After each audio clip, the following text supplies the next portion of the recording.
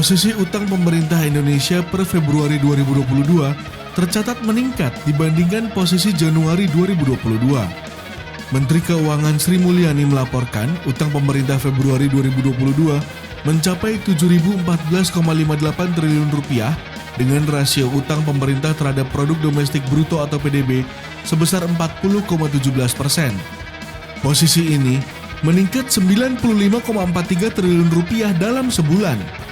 Sebelumnya, pada 31 Januari 2022, posisi utang per 31 Januari 2022 berada di angka 6.919,15 triliun rupiah atau 39,63% dari PDB.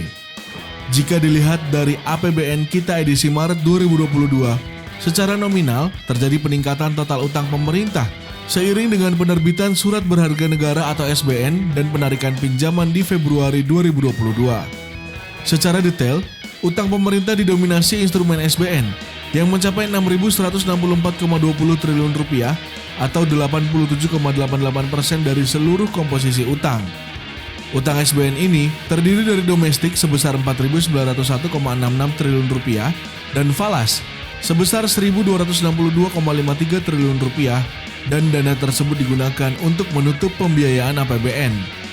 Dilihat dari mata uang, utang pemerintah didominasi oleh mata uang domestik atau rupiah, yaitu 70,07%, sementara kepemilikan SBN oleh investor asing terus menurun sejak 2019 sebesar 38,57% dan akhir tahun 2021 mencapai 19,05% dan per 15 Maret 2022 mencapai 18,15%.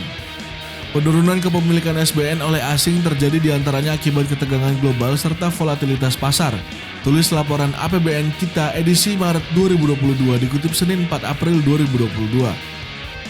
Meskipun mengalami pertambahan utang sebanyak 95,43 triliun rupiah dalam waktu sebulan, staf khusus Menteri Keuangan Justinus Prastowo mengatakan posisi tersebut aman lantaran jauh di bawah batas Undang-Undang Nomor 17 Tahun 2003 tentang Keuangan Negara, yaitu 60%.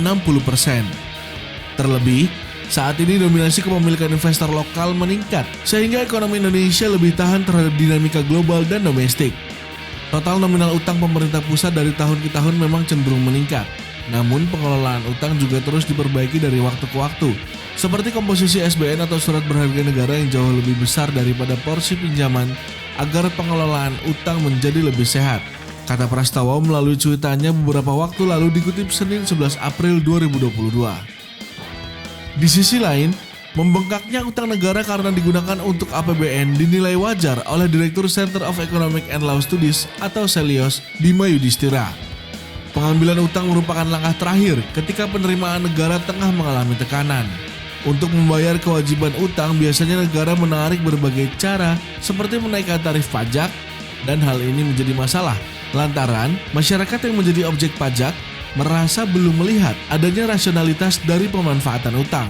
Untuk itu, menurut Bima, utang harus digunakan untuk menciptakan produktivitas masyarakat.